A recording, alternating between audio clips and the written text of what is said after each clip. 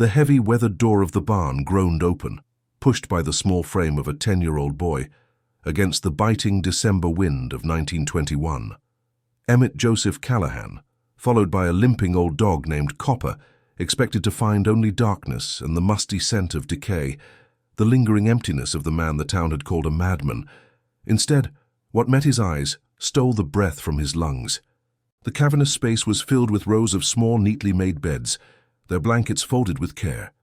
Along the walls, shelves overflowed with children's books and hand-carved wooden toys, their painted surfaces smooth and well-loved. The walls themselves were a gallery of dozens of photographs, each one capturing the bright, smiling face of a child. In the center of the room, on a sturdy wooden table, lay a single object, a thick, leather-bound diary. When Emmett's trembling fingers opened it to the first page, a wave of profound, gut-wrenching emotion crashed over him, and his knees gave way. He fell to the dusty floorboards and began to weep, not from sadness, but from the shocking, impossible discovery of a love he was certain no longer existed in his world. This is a story about a kindness hidden from the world, a promise kept in secret.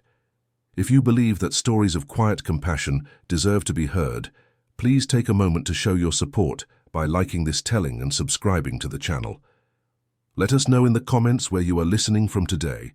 Knowing you are out there sharing in this journey means more than words can say. The truth that young Emmett discovered in that barn is a testament to the human spirit, and it is a story that is worth hearing until the very end.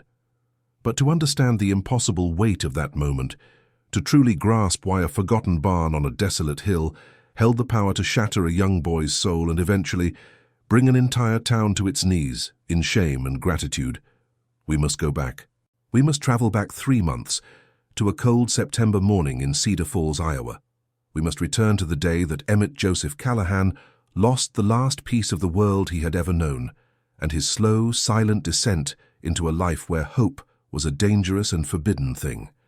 For 10-year-old Emmett Joseph Callahan, life was measured in degrees of cold, not the sharp, clean cold of an Iowan winter, but a damp, penetrating chill that lived in the very bones of Mrs. Prudence Harker's 2-story house.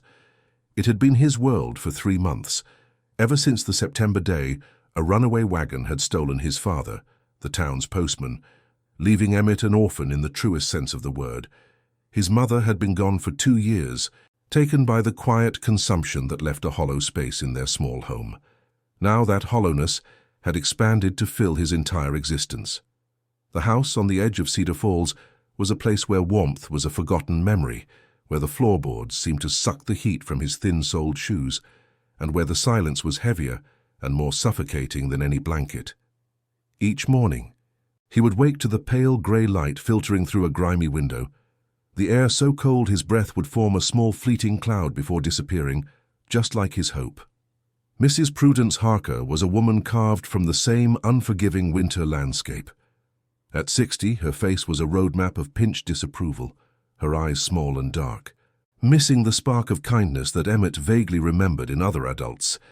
She was not cruel in a loud or violent way.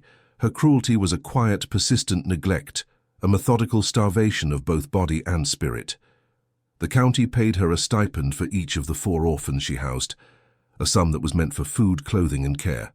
Instead, it vanished into the gaps between the floorboards, traded for the amber liquid in the gin bottles she kept hidden there. Her presence was a constant, low-grade threat, a reminder that he was not a child to be nurtured, but a burden to be managed with the least possible effort, a small mouth that cost money to feed. Emmett was not alone in his misery, but the presence of the other 3 children offered little comfort. They were a silent fraternity of the forgotten, moving through the house like shadows, their faces pale and their eyes perpetually downcast. There was no laughter, no games, no whispered secrets after dark. They were 4 separate islands of sorrow, connected only by the shared ache in their bellies and the threadbare quality of their clothes. To speak of their past lives, of the parents they had lost, was an unspoken taboo. Such memories were dangerous. They were reminders of a warmth and a love that only made the present cold more unbearable. They learned from Mrs. Harker's sharp glares that hope was a contraband emotion, and so they communicated in shared, knowing silences. Their bond forged in the quiet endurance of their collective neglect. The days bled into one another, each one a copy of the last, painted in shades of grey and brown. The routine was a metronome of misery, designed to break the will. Wake before dawn, use the icy water from the basin to wash your face, pull on the same worn trousers and thin shirt, and then descend to the kitchen for the morning's only meal. The task of chores followed, endless and menial, meant only to keep them occupied and out of Mrs. Harker's sight. There was no school, no books to read, no toys to distract them. Their world was confined to the 4 decaying walls of the house and the small, muddy yard behind it. For Emmett, the worst part was the crushing emptiness of the hours, a vast, silent expanse of time with nothing to fill it but the fading echoes of a happier life. The meal was always the same, a watery, lukewarm soup served in chipped enamel bowls. It held the ghost of vegetables, perhaps a lone, translucent slice of potato or a limp piece of carrot, floating in a broth that did little to ward off the gnawing hunger that was their constant companion. They ate in silence, the only sound the scrape of their spoons against the bottom of the bowls, a desperate search for one last bit of sustenance. Complaining was unthinkable. Once a younger boy had dared to whisper that he was still hungry, and Mrs. Harker had simply taken his bowl away, her face impassive. The lesson was learned by all. It was better to be hungry and silent than to be hungrier and shamed. The thin soup was a perfect metaphor for their existence, offering just enough to keep them alive, but never enough to let them truly live. In the quiet, desolate afternoons, Emmett's mind would betray him, drifting back to a time that felt like another lifetime. He would remember the scent of his mother's kitchen, the rich, warm smell of baking bread and cinnamon that clung to the curtains and settled deep into the wooden furniture. He could almost feel the heat from the old cast-iron stove, a radiant warmth that made the whole house feel safe and alive. He remembered her hands, dusted with flour, as she hummed a soft tune while kneading dough. These memories were a form of self-inflicted torture, a glimpse into a paradise he had lost forever. They rose unbidden, vivid and painful, and each time they did, the cold of Mrs. Harker's house seemed to bite a little deeper, a physical manifestation of his grief. He missed his father with an ache that was sharp and constant. He remembered the weight of his father's hand on his shoulder, a feeling of absolute security and strength. He remembered the sound of his heavy boots on the porch, the cheerful whistle that announced his return at the end of the day, and the stories he would tell of the people he met on his mail route. His father had taught him that kindness was a currency that never lost its value. Now Emmett feared he was forgetting the exact timbre of his father's laugh, the precise shade of blue in his eyes. The memories were becoming like old photographs left out in the sun, their details fading day by day, and the terror of losing those last precious pieces of his parents was a weight that settled in his chest, making it hard to breathe. The unspoken rules of the house were simple and absolute, designed to maintain order through the suppression of all childish impulse. First, stay out of Mrs. Harker's way. Her presence was to be avoided, her path never crossed. Second, do not complain. Hunger, cold, and loneliness were to be borne in silence. To voice discomfort was to invite a punishment of deeper neglect, a withdrawal of the meager sustenance they were given. But the third and most important rule was the cruelest: never speak of the future. The idea of being adopted, of finding a new family, was a fantasy that was actively discouraged. Mrs. Harker treated such hopes as a personal affront, a suggestion that her care was insufficient.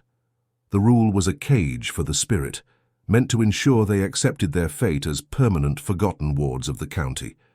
To survive, Emmett retreated inward. He found a loose pane of glass in the attic window that overlooked the road leading into town, and it became his sanctuary. For hours, he would sit on the cold, dusty floorboards, watching the world go by at a distance.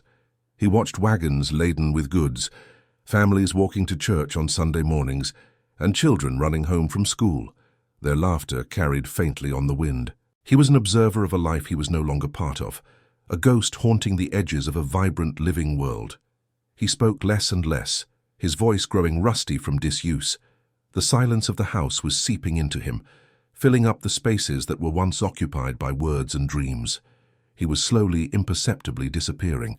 The house itself seemed to conspire in their suffering. It was a living entity of decay, groaning under the force of the wind and weeping thin streams of water down the walls when it rained.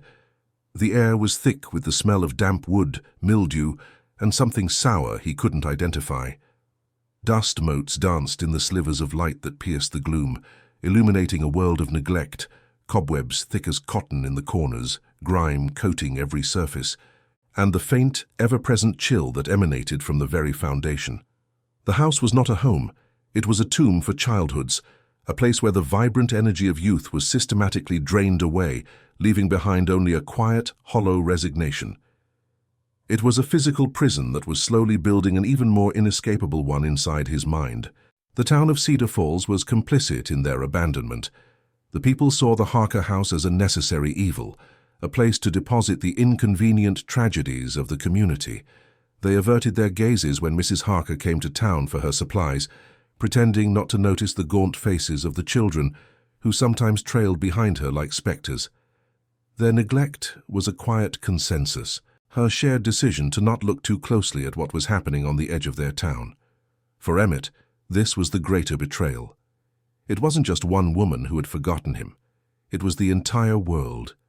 He was invisible, a footnote in the town's story, and this profound sense of being utterly unseen was a wound far deeper than the persistent hunger in his stomach. One afternoon, while mending a tear in his trousers, his fingers brushed against a small hard object sewn into the hem. It was a brass button from his father's postal uniform, one he had saved after the accident. He worked it free and held it in his palm, its metal cold against his skin. He rubbed his thumb over the embossed eagle, and for a terrifying moment, he could feel nothing. The flood of memories he expected didn't come. There was only a dull, empty ache. The button, once a powerful talisman connecting him to his past, was just a piece of metal. He realized with a surge of panic that Mrs. Harker's world was winning. It was leeching the color and meaning from his memories, turning his past into a distant, unbelievable story. The cold was finally reaching his heart. As September gave way to October, and October surrendered to the biting winds of November, the conditions in the house worsened. The thin blankets were no match for the deepening frost that painted intricate patterns on the inside of the windows each morning. The watery soup seemed to grow even thinner, and the shadows in the house grew longer and darker. Emmett felt a change within himself, a hardening of his sorrow into a quiet, desperate resolve. The fear of freezing to death in the coming winter was real, but it was eclipsed by a more immediate terror. The certainty that if he stayed, the boy named Emmett Callahan, the son of a kind postman and a loving mother, would cease to exist entirely, replaced by a hollow shell.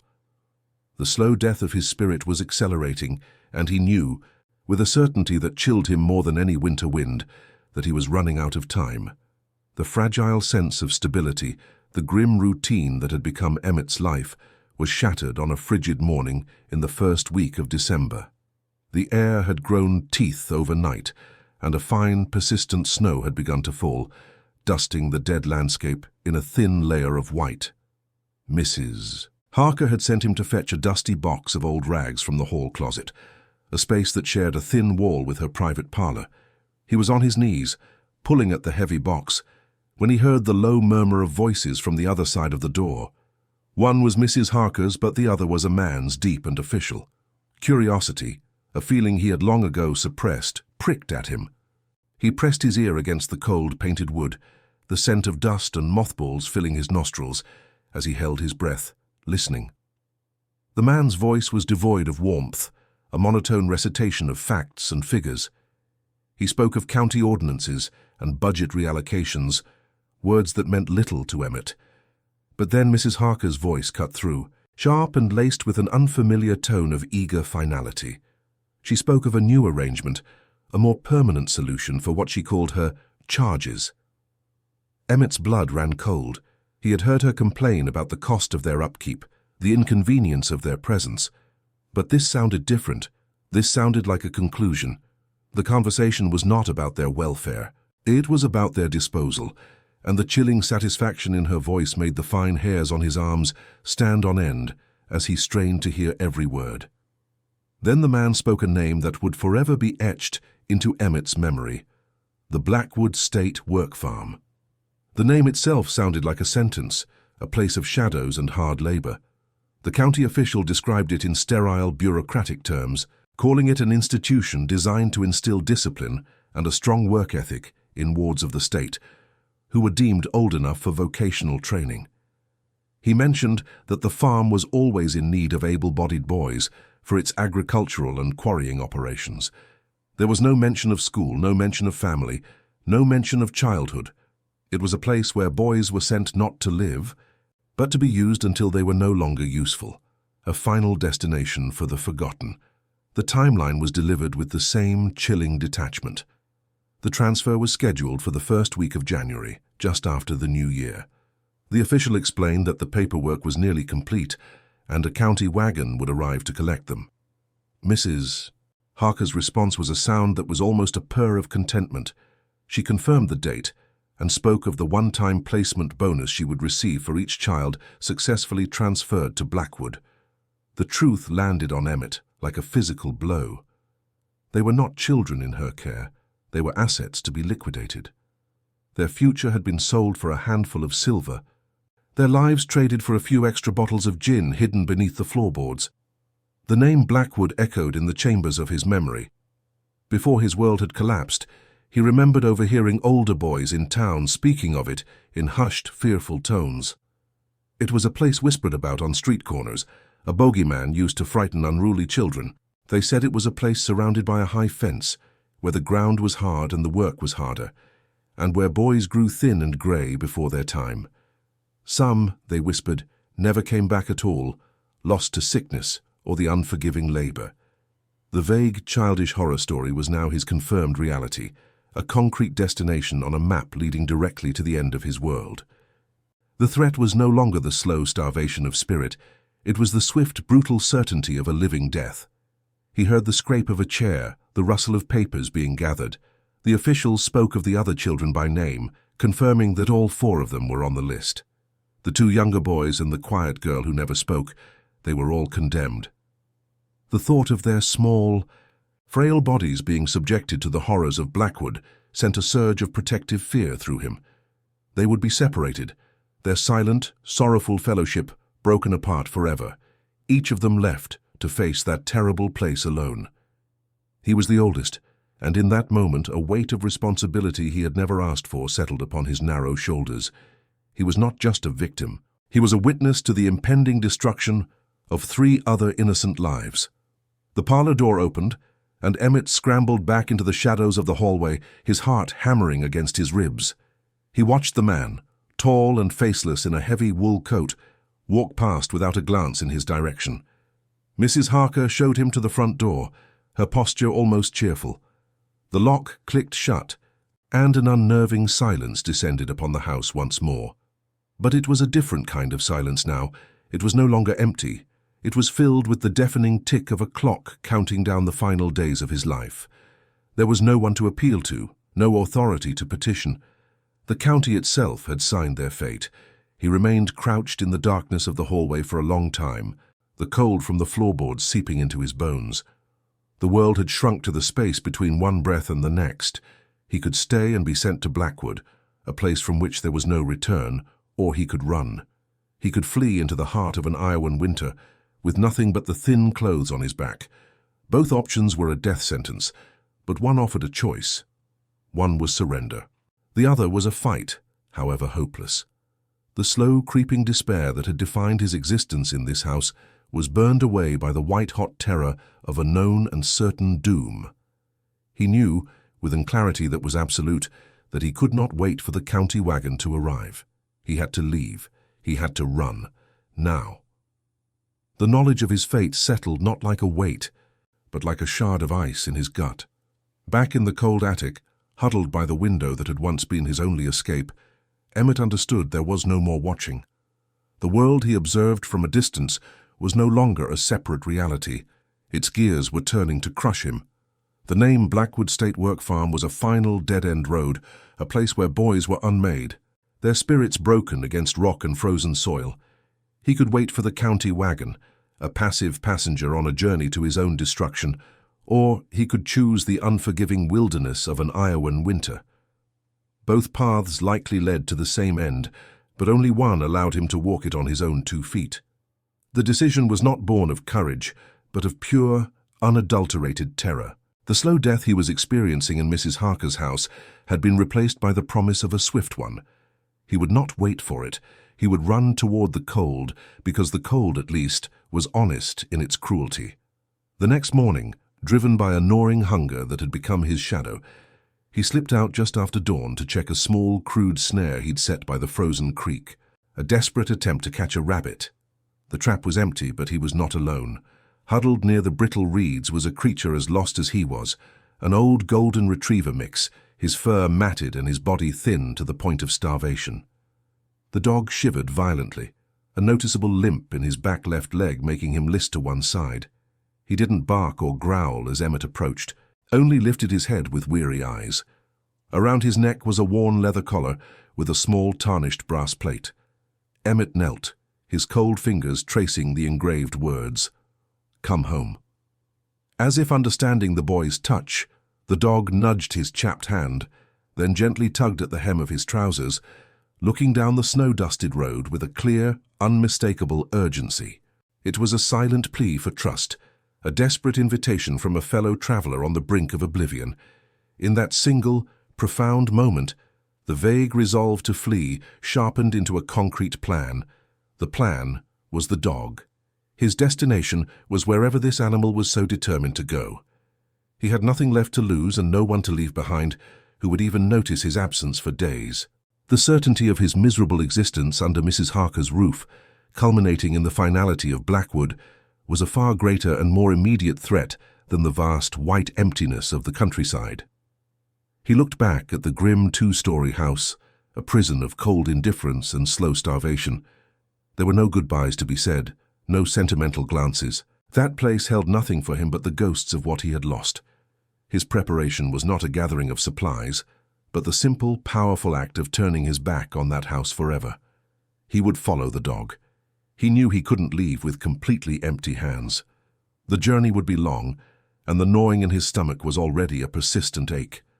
He crept back into the house, his movements as silent as a shadow. The kitchen was frigid, the air still and heavy with the lingering smell of yesterday's watery soup. In the pantry, he found what he was looking for, a loaf of day-old bread, hard as a rock and just as cold. He broke off a substantial piece, knowing it was more than he would have received for 2 days' meals, and wrapped it in a small, clean rag he took from a drawer. He tucked the bundle inside his thin coat, the hard edges of the bread pressing against his ribs. He then slipped his other hand into his pocket, his fingers closing around the small brass button from his father's uniform. It was all he had, a little food for his body and a single cold piece of memory for his soul. Before leaving, he hesitated at the bottom of the stairs leading to the second floor. He thought of the other 3 children, still asleep in the cold darkness of their shared room. A wave of guilt washed over him. He was escaping, leaving them to their fate, to the wagon that would inevitably come for them in January. But what could he do? Waking them would risk discovery, and their small, frail bodies would never survive the journey he was about to undertake. He was the oldest, the strongest, and his chances were already slim to none. His silent farewell was a bitter prayer, a desperate hope that somehow, some way, they too would find a path out of this darkness. He knew it was a fool's hope, but it was all he could offer them.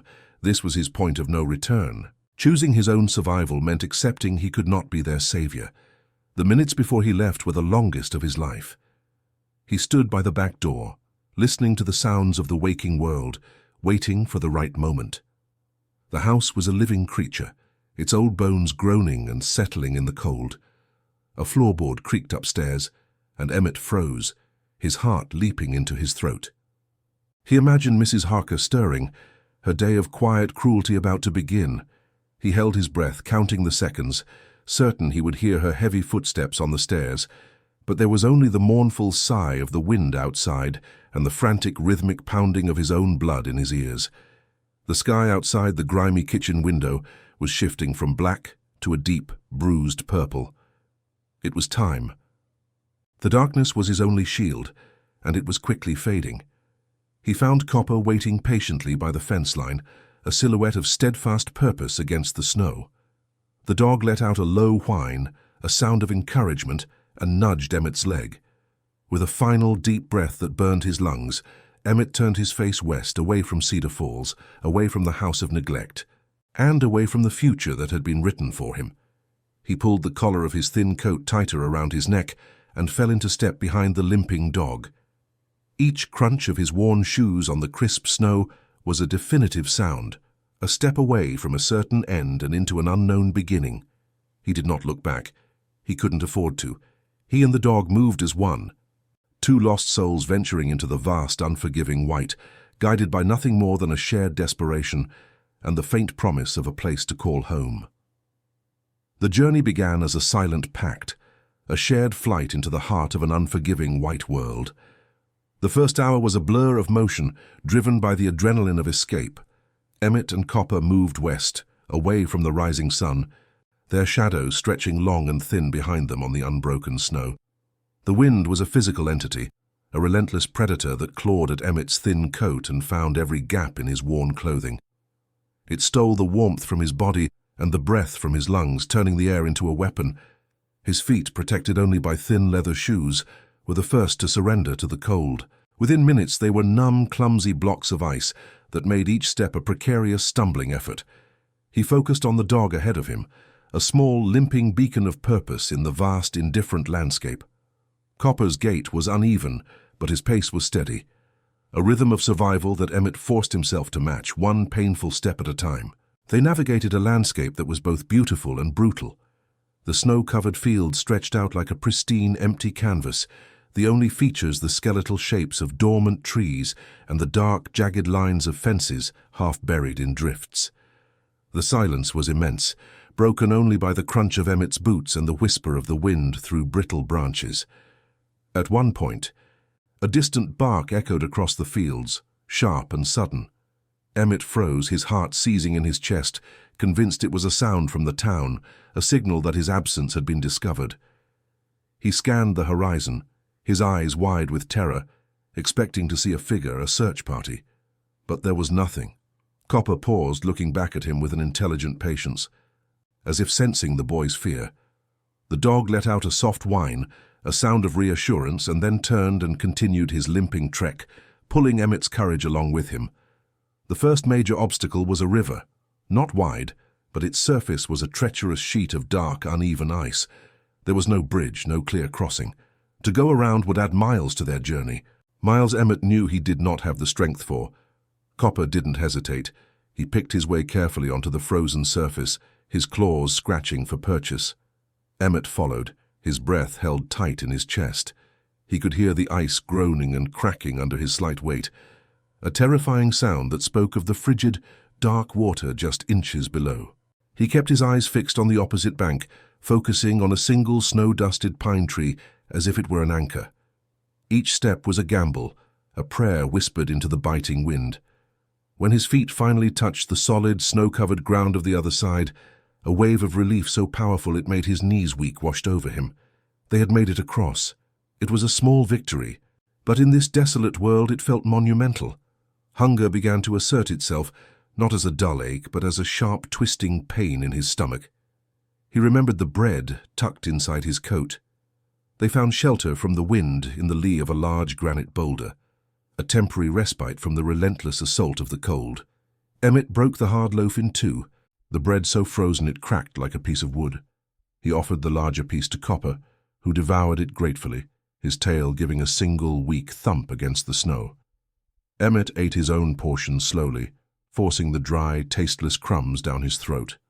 The food did little to warm him, but it quieted the desperate gnawing in his belly, providing a sliver of fuel to continue. As they rested, he watched the dog, saw the exhaustion in his weary eyes, and felt a profound, unspoken bond. They were two broken things, leaning on each other to stay whole. The physical toll of the journey was becoming severe. The initial numbness in Emmet's feet had been replaced by a deep, burning ache that radiated up his legs. His face felt raw, chapped by the wind, and his fingers were so stiff he could barely bend them. He stumbled more frequently, his body betraying his will. It was during one of these falls that a memory of his father surfaced, unbidden. He remembered a long walk they had taken one autumn, his father telling him that endurance wasn't about being the strongest, but about taking one more step than you think you can. The thought, a ghost from a warmer world, gave him a flicker of strength. He pushed himself up, the snow clinging to his clothes, and looked at Copper. The old dog was waiting, his limp more pronounced, his head low. They had to keep moving. To stop was to surrender to the cold, to let the white emptiness swallow them whole. They entered a sparse skeletal wood, the trees offering little protection from the wind, but making the terrain more difficult to navigate. The snow here was deeper, hiding treacherous roots and fallen branches. Emmett's progress slowed to a crawl, each step a struggle against the sucking pull of the drifts. He felt a moment of pure despair, a crushing certainty that he could not go on. The barn, the destination Copper was leading him to, felt like a fantasy, an impossible dream. He leaned against the rough bark of an oak tree, his chest heaving, tears freezing on his cheeks. He was just a boy, small and alone, and the world was too vast and too cold. He was about to give up, to simply sit down and let the sleep he craved so desperately take him. It was Copper who saved him. The dog, sensing his faltering spirit, limped back and pushed his cold, wet nose insistently into Emmett's hand. He licked the boy's frozen fingers, then let out a low, guttural whine, a sound that was not a plea, but a command.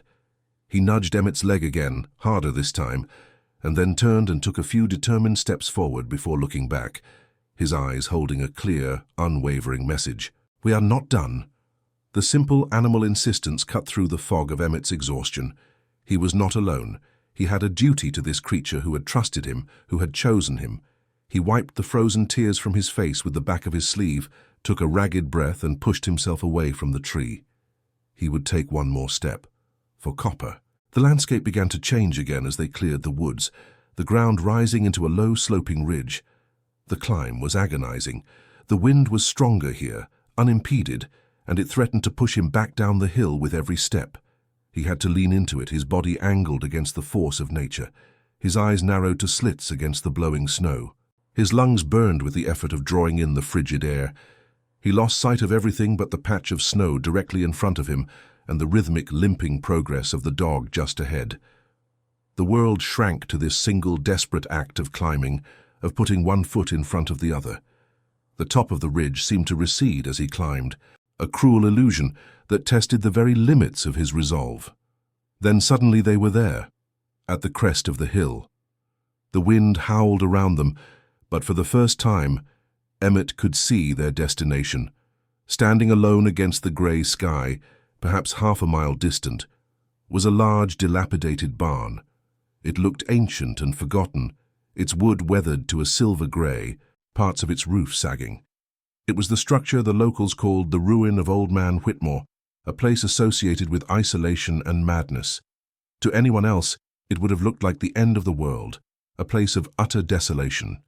But to Emmett, after hours of walking through a frozen hell, it looked like a promise.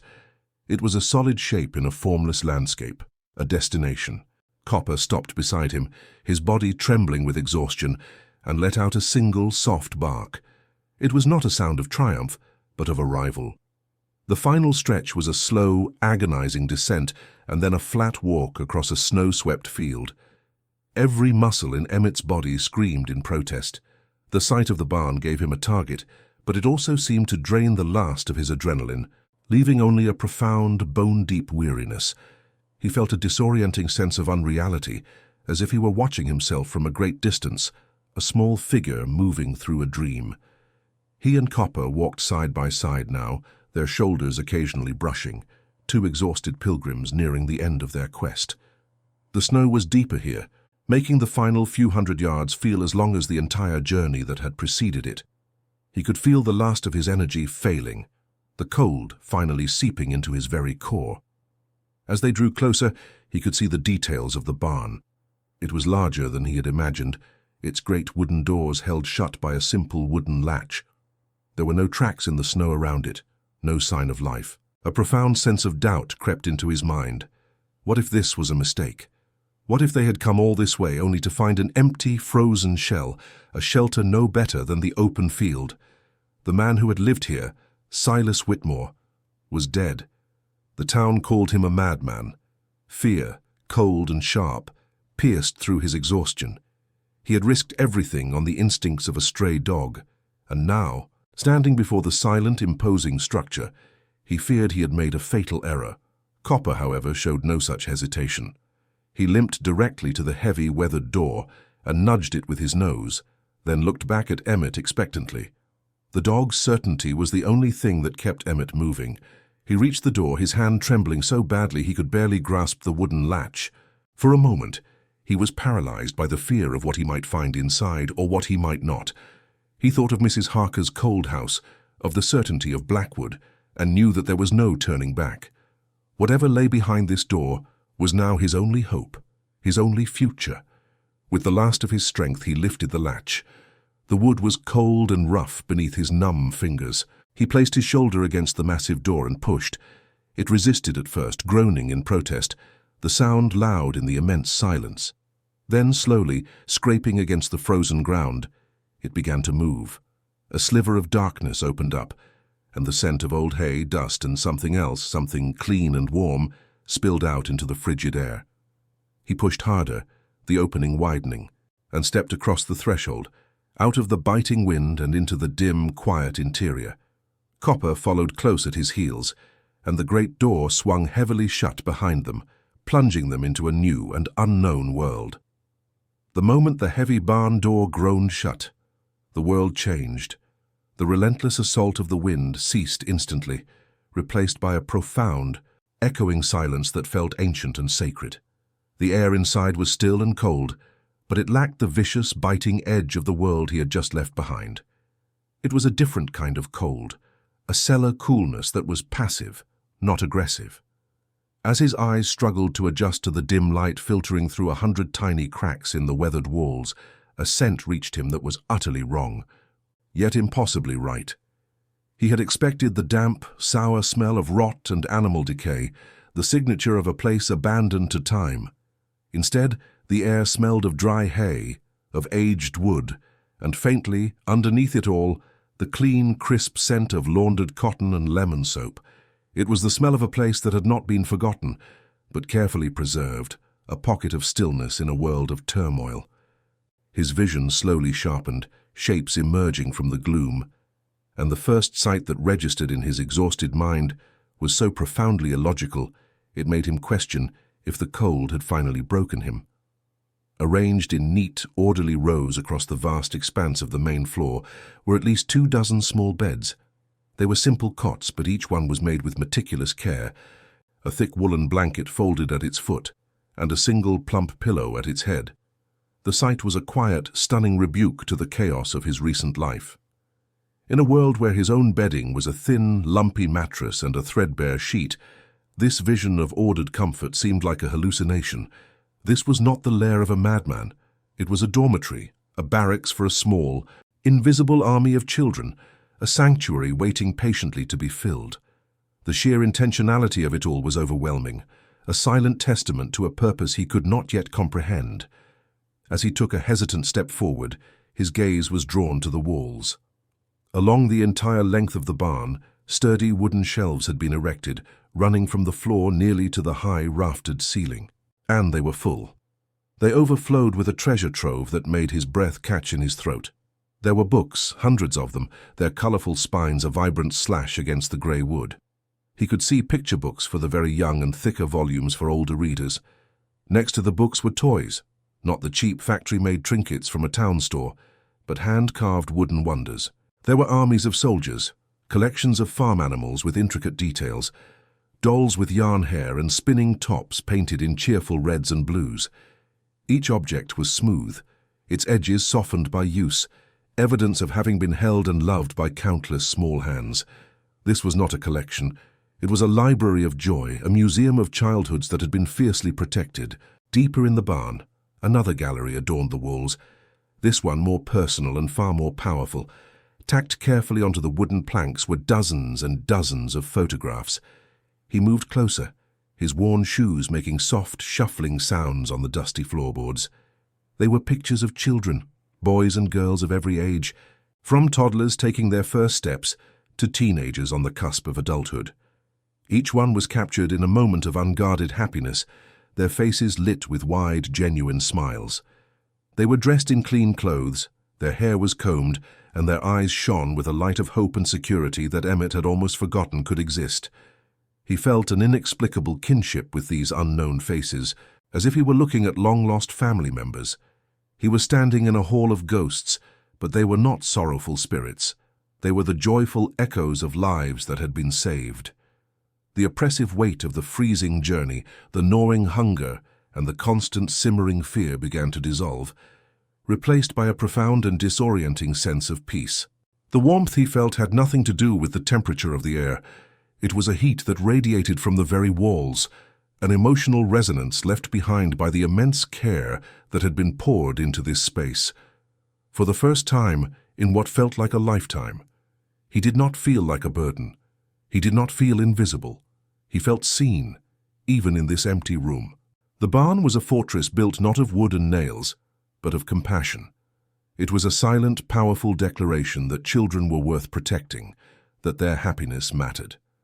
This profound sense of safety was so foreign, so overwhelming, that it felt almost like a physical blow, a shock to a system that had been conditioned only for neglect and indifference.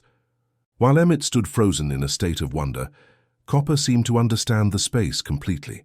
The old dog showed no signs of confusion or hesitation. With a soft whine of what sounded like pure relief, he limped past the rows of beds toward a large, cold, pot-bellied stove in the corner. Beside it lay a thick circular rug, its fibers worn but clean. Copper circled it once, then collapsed onto its surface with a deep, contented sigh that seemed to carry all the exhaustion of their long journey. He laid his head on his paws and closed his eyes, instantly at home. The dog's simple, unquestioning acceptance was the final piece of proof Emmett needed. This was not a trap or a dream. It was real. It was a destination. They had been led here for a reason. His attention was finally drawn to the very center of the cavernous room. Standing alone as if on a stage was a large, sturdy table made of dark, polished oak. Unlike the dusty floor, its surface was clean, wiped free of the film of time. It was clearly the heart of this place, the focal point around which everything else was arranged. And on its surface, illuminated by a single, focused beam of pale winter light from a high window, lay a solitary object. It was a book, thick and bound in dark, worn leather, its cover bare of any title or marking. It felt deliberately placed, an offering left for the next person who would find this place. It was an invitation, a final piece of the puzzle that was this impossible, miraculous barn. He moved toward the table, his legs feeling heavy and clumsy, his heart beginning to pound a slow, heavy rhythm against his ribs. A strange mix of fear and desperate hope churned inside him. This book held the answers. He knew it with a certainty that settled deep in his bones. It would explain the beds, the toys, the smiling children in the photographs. It would give a name to the person who had built this secret world. His hands, still numb and red from the cold, began to tremble as he reached for it. The leather felt cool and smooth beneath his fingertips, worn soft by years of handling. He could feel the weight of the stories contained within its pages, the gravity of a life lived in secret devotion to a cause no one knew existed. He lifted the heavy diary from the table. The cover creaked open, and he stared down at the first page, at the neat, elegant script that filled it. And in that instant, the dam inside him broke. The full, impossible weight of what this place meant crashed over him in a single, devastating wave. It was not just shelter from the cold, it was proof. Proof that in a world that had forgotten him, in a town that had turned a blind eye, someone had cared. Someone had believed that children like him were worth saving. It was a love so profound, so unexpected, and so overwhelming that his body could not contain it. His knees buckled, and he fell to the dusty floorboards, the open diary clutched to his chest. He began to weep, not from sadness or from pain, but from the shocking, soul-shattering discovery of a kindness he was certain had vanished from the earth forever. The floorboards were cold and hard beneath his knees, but Emmett felt nothing but the seismic shift happening deep within his soul. The diary, clutched in his trembling hands, was not just a book. It was an anchor in a world that had been a raging sea of loss and neglect. The tears that streamed down his face were not the hot, bitter tears of grief he had known for months, but a cleansing flood of something so vast and overwhelming he had no name for it. It was the shock of an impossible kindness, the staggering weight of a love he had never earned and could never repay. He was a boy who had believed himself to be a ghost, a forgotten footnote in the world's ledger, only to discover that someone had not only seen him, but had built an entire world in the desperate hope that he might one day find it. The silence of the barn was no longer empty. It was filled with the spirit of a single monumental act of secret compassion. With a ragged, shuddering breath, he wiped his eyes with the back of his sleeve and forced himself to focus on the page. The handwriting was not the wild scrawl of a madman, but the steady, elegant script of a patient and thoughtful soul. The first entry was dated 40 years ago, in 1881. The name signed at the bottom was Silas Whitmore. The entry spoke of a profound loneliness, of a town that had cast him out for being different, for seeing the world not as it was, but as it ought to be. He wrote of his decision to retreat from a world that did not understand him, but he also wrote of an inability to turn his back completely. From his isolated hill, he saw things others missed, the quiet tragedies that played out in the shadows, the small figures who slipped through the cracks of the community's notice. He began to read, his fingers tracing the words as if to absorb their meaning through his very skin. The diary was a meticulous chronicle, not of Silas's life, but of the lives he had saved. Each section began with a name, an age, and a date. The first was a girl named Sarah, found shivering in a freight car in the dead of winter, having run away from a life of brutal servitude. Silas wrote of how he had brought her to the barn, fed her, and taught her the alphabet, using a book he'd cherished from his own childhood. He described the slow, painstaking process of earning her trust, of watching the fear recede from her eyes, replaced by the first tentative flicker of hope. This barn, Emmett realized, had been a hospital for broken spirits, and Silas Whitmore had been its only physician. Page after page, the stories unfolded, a secret history of Cedar Falls written in ink and compassion. There were over 80 names, 80 lives diverted from a path of misery. Emmett saw the evidence of Silas's work all around him. The diary spoke of a boy who loved to build things, and Silas described carving a set of wooden blocks for him. It mentioned a girl who dreamed of horses, and he told of spending a month carving a perfect miniature stallion. The toys on the shelves were not just playthings, they were prescriptions, each one tailored to heal a specific wound in a child's heart. The sheer, breathtaking scale of the effort, the decades of silent, thankless devotion, was almost too much for a 10-year-old mind to comprehend. This was not a hobby. It was a life's sacred mission. He found the entry that explained the photographs. After nursing a child back to health and finding them a safe, loving home, Silas had only one request. He would give the new family a self-addressed envelope and ask that a year later they send him a single photograph. He wrote, "I do not need to know their new names or where they live. I only need to see their smile. I need to see that the light I remembered from my own childhood has returned to their eyes. It is the only payment I will ever ask for." The smiling faces on the wall were not ghosts. They were proof of a promise fulfilled. They were the receipts for a life well lived, a gallery of reclaimed futures, each one a testament to the fact that this quiet, ostracized man had been the town's secret, beating heart. The image of Silas Whitmore that the town had painted, a reclusive, unhinged hermit, shattered into a million pieces. The man who had lived here was not mad. He was the sanest person Emmett had ever known. He had simply refused to accept a world where children could be thrown away.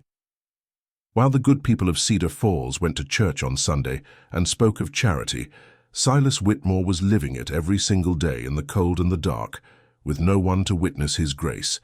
He had shouldered the town's moral burden, taking in the children they had collectively decided to ignore. The shame of that realization burned in Emmett's chest, a vicarious guilt for a community that had been so profoundly, willfully blind to the saint living in their midst. He read of the complex, secret network Silas had built.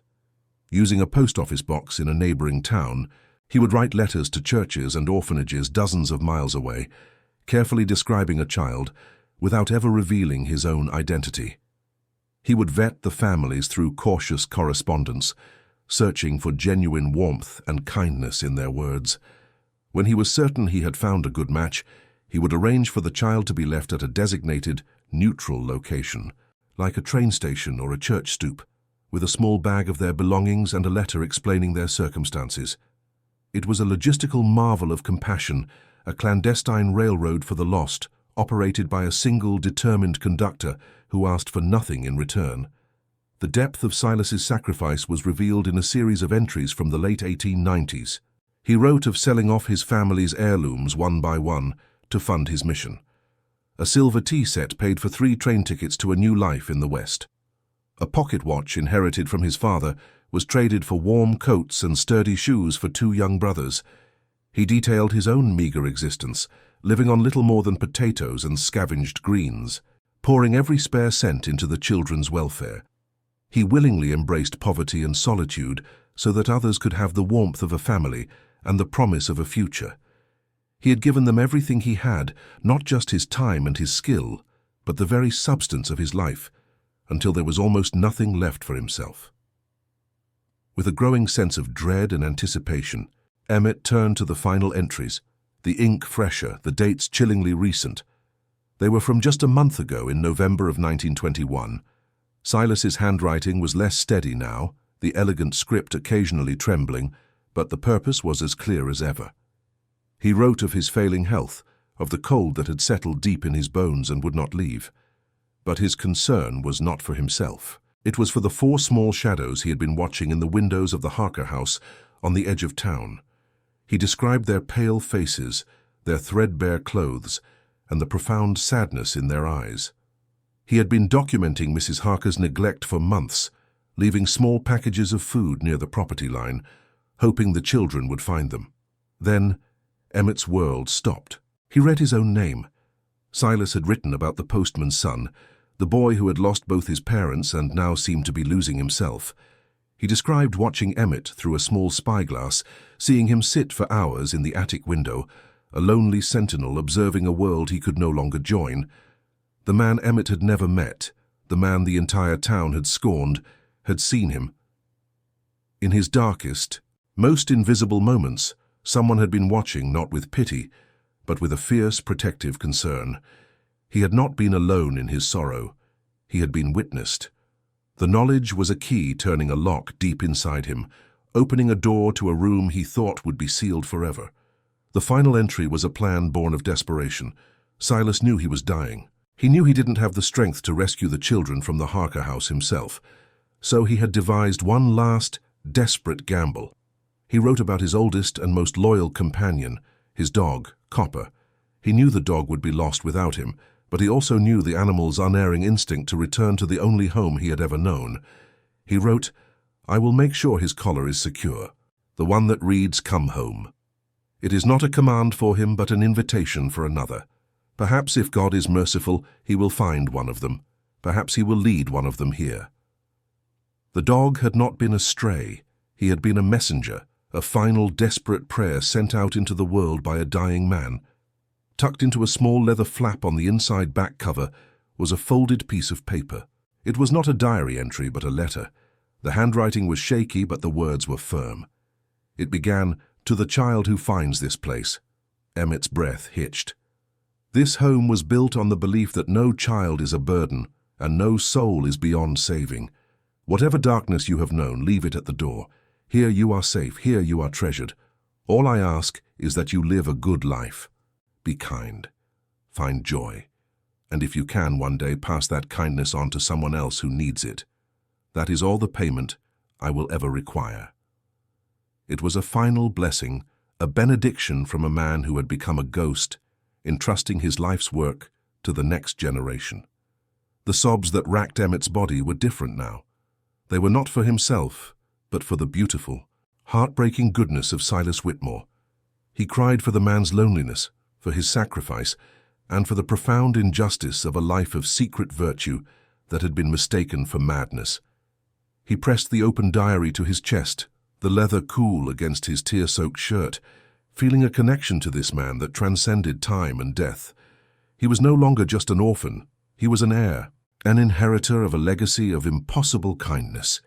He looked around the barn, at the beds waiting to be filled, at the toys waiting to be played with, and at the smiling faces of the children who had come before him. They were his family. This was his home. As he slowly got to his feet, a small square object slipped from the back of the diary and fluttered to the floor. It was another photograph, faded and creased at the edges. He picked it up. It showed a man with a gentle, weathered face and eyes that held a deep, quiet wisdom. He had a kind, unassuming smile. Beside him, with its head resting on the man's knee, was a younger, healthier-looking golden retriever. It was Silas Whitmore, and it was Copper, the man and his faithful messenger, frozen in a moment of shared peace. Emmett looked from the photograph to the old dog sleeping soundly on the rug, and a final, profound wave of understanding washed over him. He knew what he had to do. The story of Silas Whitmore would not die here in the dust and the silence. He tucked the photograph safely into his pocket and closed the diary. With a newfound purpose that straightened his spine and cleared his vision, he walked to the great barn door. Copper, sensing the shift in the boy, lifted his head, then slowly rose to his feet, ready to follow once more. The journey back to town would be different. He was no longer running from something. He was walking towards something. He held the diary in his hands like a sacred text, a weapon against the world's indifference. He was not just Emmett Callahan, the forgotten orphan. He was Silas Whitmore's witness, and he was about to make the entire town of Cedar Falls remember the meaning of grace. The walk back to Cedar Falls was a pilgrimage. The biting wind had not lessened, but Emmett no longer felt its sting. He was insulated by a purpose so profound it was like a fire in his chest, a warmth that radiated from the leather-bound diary he clutched with both hands. Copper limped faithfully at his side, no longer a guide but a companion, his presence a constant, living link to the man who had saved them both. Each step on the frozen ground was deliberate, firm. He was not the same boy who had fled into the white emptiness just hours before. That boy had been running from a future of certain misery. This boy was marching toward a future he would now build himself, carrying the blueprint of a better world in his hands. He was no longer a victim of the town's neglect. He was its conscience, returning to hold it to account. He did not go back to the Harker house. That place was a tomb, a part of a past that no longer belonged to him. Instead, guided by a name mentioned in the diary's final pages, he walked directly to the small white-steepled church in the center of town and knocked on the door of the adjacent rectory. When Reverend Thomas Abernathy opened the door, a kind-faced man with weary eyes, he saw not a half-frozen runaway but a boy with an unnerving, solemn gravity. Without a word, Emmett held out the diary. The story it contained unspooled in the Reverend's study over the next hour. The quiet ticking of a grandfather clock, the only sound as the truth of Silas Whitmore's secret life, finally came into the light, shattering the peace of the small town forever.